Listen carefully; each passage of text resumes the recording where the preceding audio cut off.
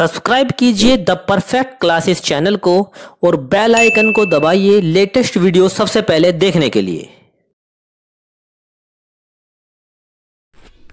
Hello student, the perfect classes में आप सभी का स्वागत है। Director of education GNCT of Delhi की वर्कशीट नंबर 1 डिस्कस करेंगे। बच्चों 9 सितंबर 2020 की वर्कशीट है।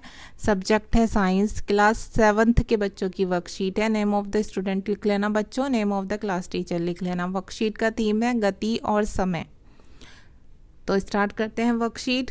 कुछ वस्तुएं अपना स्थान नहीं बदलती, वह स्थिर रहती हैं, मतलब एक ही जगह पर रहती हैं।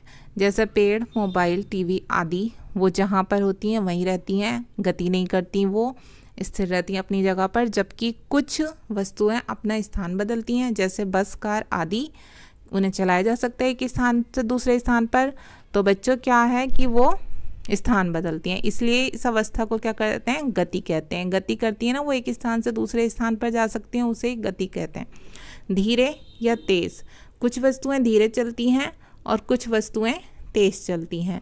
तो यहाँ पर हमसे क्वेश्चन पूछे गए हैं, दिए गए चित्र में तुलना करके बताइए कौन सी वस्तु तेज़ चलती है। तो बच्चों तुलना करनी है हमें कार और साइकिल में।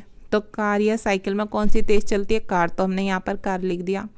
ओके स्टूडेंट, स्कूटर या कार में कौन सी तेज़ चलती है? तो हमने यहाँ पर कार लिख दिया। स्कूटर और कार में कार ही तेज़ चलती है। साइकिल या स्कूटर लिखा है तो हमने यहाँ स्कूटर लिख दिया, क्योंकि साइकिल से तेज़ स्कूटर चलता है, तो हमने कंपैरिजन करके यहाँ स्कूटर लिख दिया। यहाँ पिक्चर में भी आप देख सकते हैं साइकिल सबसे पीछे है, क्योंकि ये स्लो चलती है, फिर उससे आगे स्कूटर है, और कार सबसे तेज़ चलती है तो कार उससे भी आगे हैं। ठीक है, तो ये हमें 3 के आंसर देने थे, हमने दे दिए।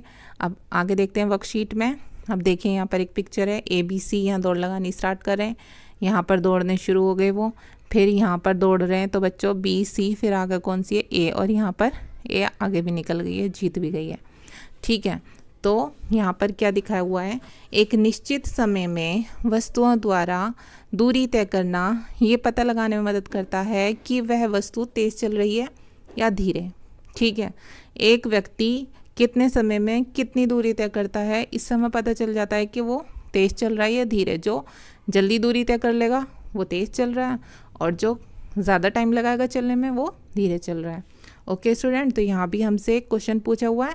जैसा कि ऊपर दिए गए 3 चित्रों में से एक दौड़ दिखाई गई है, बताइए A, B और C में से कौन तेज़ दौड़ रहा है। तो हमने अपना आंसर दे दिया यहाँ पर A, क्योंकि A जीत गई है यहाँ पर, तो A ही सबसे तेज़ दौड़ रही थी।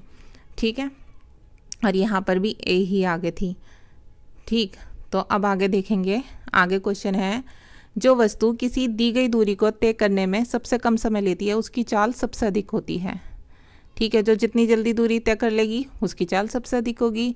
चाल किसे कहते हैं? किसी वस्तु द्वारा इकाई समय में तय की गई दूरी को हम उस वस्तु की चाल कहते हैं। और चाल का फॉर्मूला भी होता है बच्चों।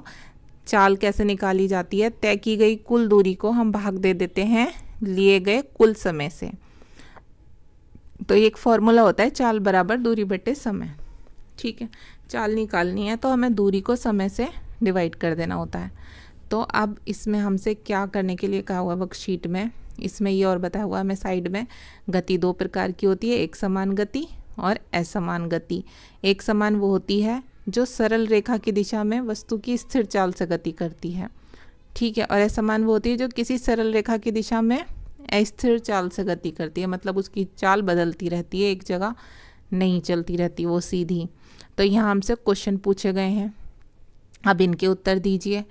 खुशी और सोनी 2 बहनें हैं, दोनों एक ही स्कूल में पढ़ने जाती हैं। खुशी 12 मिनट में स्कूल पहुँचती है, जबकि सोनी 15 मिनट में। दोनों में से कौन तेज़ चलता है और कौन धीरे?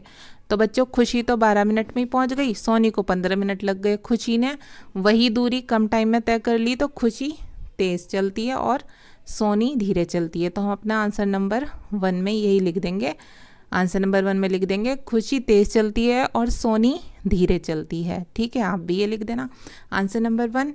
और क्वेश्चन नंबर 2 देखिए बच्चों, इसमें पूछा हुआ है हमसे कि इनका स्कूल घर से 600 मीटर दूर है, ये कार से 60 सेकंड में स्कूल पहुंच जाती है, कार की चाल क्या होगी? अब बच्चों यहाँ फॉर्मूला दिया हुआ है ना ऊपर चाल का, आप ये भी लिख सकते हैं आंसर नंबर 2 में।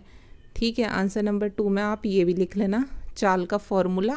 और फिर इसके बराबर में आप लिख सकते हैं कि 600 मीटर दूरी कितने टाइम में तय करी थी, 60 सेकंड में। तो जब हम 600 को 60 से भाग देंगे तो क्या आ जाएगा बच्चों, यहाँ पर देखिए हमने अपना आंसर लिख दिया।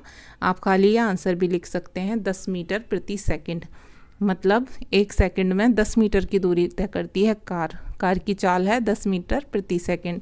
तो आप इतना भी लिख सकते हैं आंसर 2।